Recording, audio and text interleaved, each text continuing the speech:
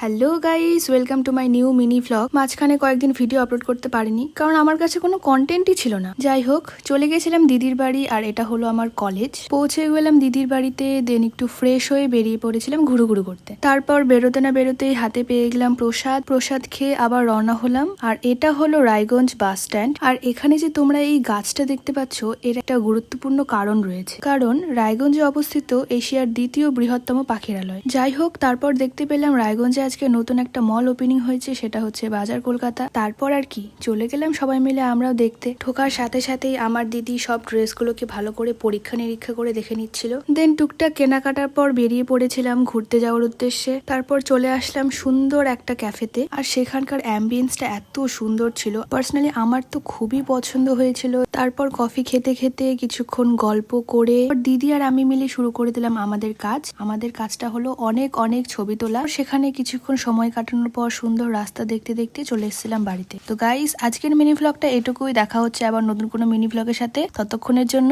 By.